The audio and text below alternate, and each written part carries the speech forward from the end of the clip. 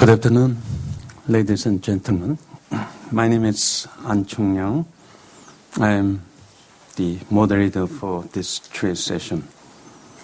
Well, I'm really delighted to have this session with distinguished panel members. At the outset, I would like to tell you that Dr. Rajiv Kumar was invited to serve as panel member.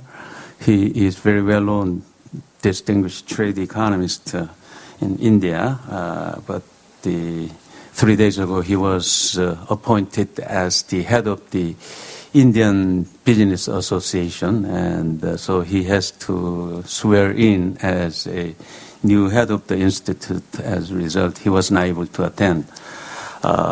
Nevertheless, we have truly a distinguished panel members so that we can have more time to discuss the issue, and perhaps our panel members can crossfire each other on the views on specific issues. Well, I have already circulated the major topics and the issues which we need to discuss under the theme of this session. Let me summarize briefly. We would like to touch upon the global imbalance issues, especially global trade imbalance issue. And then as means of resolving the global trade imbalance issues, the trade imbalance issues boils down the trade imbalance between United States and China. And so Chinese yuan, to what extent, how soon, and needs to be appreciated. So this is an ongoing policy debate between U.S. and China. So we would like to hear on the what we call this exchange rate, the adjustment, especially on yuan, and so we want to focus on this. And then we'll touch upon China is planning to internationalize Chinese currency yuan, and we would like to cover some policy implication on this. And then we would like to move on a multilateral free trade the agreement, namely Doha development round, where we are standing at this point, and what are major the issues to stumble the progress of Doha negotiation, and then we'll touch on the free trade, the agreement which are going on globally, and the number of free trade increasing very rapidly. So this is a regionalism is a substitute for a multilateralism, such as Doha development round. And then we want to focus on the regional free trade agreement going on in East Asia as well as Northeast Asia, and also the U.S. views on this ongoing regional initiative in Northeast Asia, namely Chinese have been proposing the idea of having the free trade agreement with the Korea and Japan together. But the U.S. is also now pushing the Trans-Pacific, the partnership, agreement and so on. And then Korea-U.S. FTA is awaiting for final the ratification on the part of the U.S. Congress as well as Korean National Assembly. So these are the key issues we want to focus on. And so at the first round, I would like to concentrate on the global trade imbalance, and then the exchange rate, the realignment of the Chinese yuan, and the yuan internalization. Okay. Putting the 3 subtopics, and I would like to ask our panel members perhaps spend 5 minutes, so you may not repeat your other the panelists already mentioned that maybe I would like to make the whole session rather provocative and this attacking each other. So this is a ground rule, and then after we through this imbalance and exchange rate issue, then we're going to move on second set of these issues I just mentioned. So with this remark, I would like to start with the Amy Jackson. Since you have already have all the bio data, and I don't want to repeat in detail, but she is now president of the American Chamber of Commerce, and most importantly, she served as the deputy assistant at the U.S. Trade Representative for Korea. So she has a lot to say on the East Asian and those East Asian Free Trade Agreement, especially Korea-U.S. FTA. So, Amy, would you like to correct the first on these two issues? Okay, 5 minutes. Okay, yes, I will. I'll note that I am an economist, perhaps by training, but not by nature. I was a government official, but even when I was at the Office of the U.S. Trade Representative, it was beaten into us that only the Treasury Department can talk about currency issues. So I still have some barriers for talking about that. But, in looking at this question, I'll say a few things. My expertise is not on China, nor is it on currency rates. So I'm sort of looking at it as a very interested outsider who's also involved in East Asia trade. And there's a lot of rhetoric out there. As the president of the American Chamber of Commerce in Korea, myself and several of my board members go back to Washington at least every year, if not a couple times a year, to do what we call a door knock, which means we go to senior officials in the administration and within the U.S. Congress to talk about issues of concern. And although I lived in Washington for 20 years, now I've lived in Asia for a year and a half. When I go back, it is quite striking at how different the mood is in Washington compared to the rest of the country and the rest of the world. And I think in any policy issue, including and especially perhaps the currency issue, we have to be careful to take everything that comes out of, or many things that come out of Washington with a grain of salt. There is a lot of rhetoric. President Obama has been very specific that he thinks the Chinese currency issue is looking at puts U.S. industry at, quote, a huge disadvantage and needs to be one of his top priority issues. But I think the fact that the Treasury Department has not cited China as a currency manipulator for several years is telling in the direction the Obama administration truly wants to go. I also think, every government has a number of policy tools at its disposal. Clearly the Obama administration is engaging in discussions with China in many forums. They have the SED, the bilateral SED and JCCT dialogues going on, but also haven't been shy about using the G20 process, including at the finance ministers meeting last fall, and other forum to talk about this issue and try to promote some of the U.S. views. But it doesn't seem to me, and again, as somewhat of an outsider on this particular policy question, that something precipitous or dramatic will happen. Looking at it also from an American business person, my counterparts in Beijing, so the American Chamber of Commerce in Beijing does annual surveys of its members. And I think that's very telling in terms of where the U.S. will or should go on this question. And just to give you a couple of the results from the most recent survey, 83% of American companies invested in China say they want to increase investment. 85, and this is their view from 2010, at the end of 2010. 85% of American companies operating in China reported an increase in revenue between a small amount to a very large amount, about half and half, in 2010. That was 29 percentage points higher than in 2009. So clearly there's a lot of good things going on for American companies in the Chinese market, and that will and should have a huge effect on what policies the Obama administration adopts and where we go on the currency issue in the future. Thank you very much.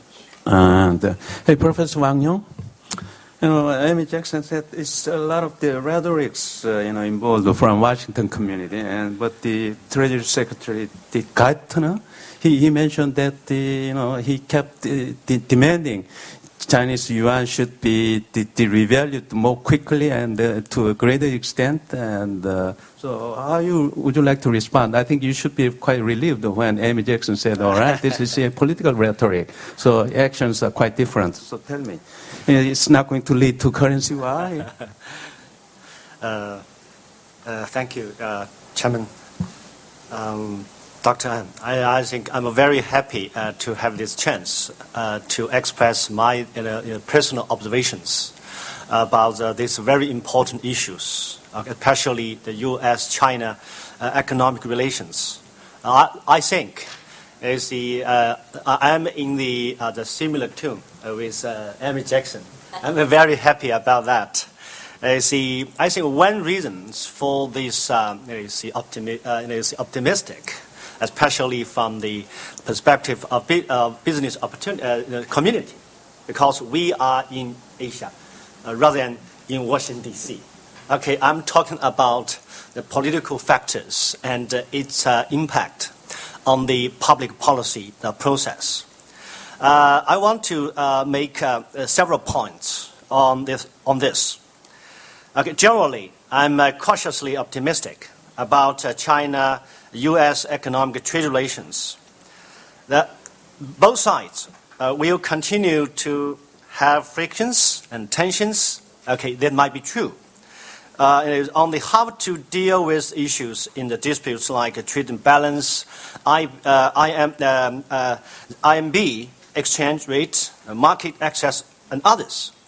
But we do have much more common interests than the differences and conflicts. I think the reasons are very simple. Number one, the two countries are major trading partners to each other. And the U.S. has increased its export to China much more than to any other countries since China's WTO accession. China's domestic market is booming, and the U.S. can't leave this market to other countries. Okay, Jersey, Amy, talked the data of the survey. So I think that is very important. A second point I would like to point out that China and U.S. has formed a special relations, claimed as so-called the balance of financial terror. Okay, which concept is coined by the former U.S. Treasury Secretary Lawrence Summers. Okay, by purchasing U.S. government bonds or T-bills, China has become the largest creditor to the U.S. government. So, Chinese investment in this part actually strengthens greatly the U.S. economy. A good economy of U.S., on the other hand, also helps China's exports and Chinese economy as well. Okay, that is very important part of the common interests, common stakes. Thirdly, the exchange rate is not the key to the U.S. economic problem. Okay, now we have seen that Chinese RMB exchange rate has increased about 30% since 2005. And it seems not yet to help the U.S. reduce its trade deficit much. Okay, the demand of appreciation serves domestic politics interests to the scapegoat someone else for the poor performance of the U.S. So the problem, obviously, in my understanding, lies in the complicated domestic politics of the U.S. Fourthly, improvement of the U.S.-China relations and the strengthening strategic and political confidence will help both sides avoid more and unnecessary economic and trade conflicts. We see the relationship has been improved since early this year. Yes, so I think that is the major observations I would like to present to you. Thank you. All right, thank you, Professor Wang Yong. Actually, he is a professor of economics at Beijing University. After hearing, Amy Jackson and Professor Wang Yong, it seems to me the China and the U.S. are really on the same boat. You like each other. Oh, I'm really surprised. How come we should be government officials again. How come Financial Times, all the Wall Street Journal, all the time carry on the currency wars, so forth. Okay, Professor Jung In-kyo, who is Professor of Economics at the Inha University. Do you believe, these two, the views from the U.S. and the China? I think this global imbalance issue is still going on, and there is no sign of mitigating, the ongoing global imbalance. The world economy cannot afford to prolong the global imbalance issue. So we should do something on this. So what is your view on this? Yes, thank you. Thank you very much. I would like to extend my special gratitude to the organizer of this conference for having me as one of the panelists, especially this session. I'm not an expert on exchange rate, but having heard points by Amy Jackson and Professor Wang, I think both countries are. They are in the same boat. I would like to mention two happening, two recent happening. Number one is a couple of weeks ago, U.S. and China had the third strategic economic dialogue.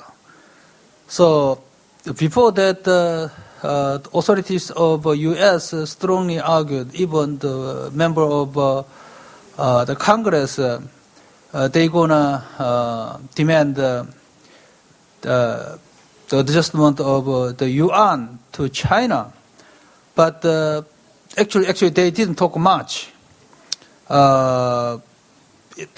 According to their statement, the remarks on the yuan was less than last year's report. So that's one of important symbolic happening. The second one is the special some preparation committee for G20 meeting agreed the second level approach, which exclude the exchange rate for the evaluation index of the indicative guideline. So I had a chance to think about why did. So that's another reflection of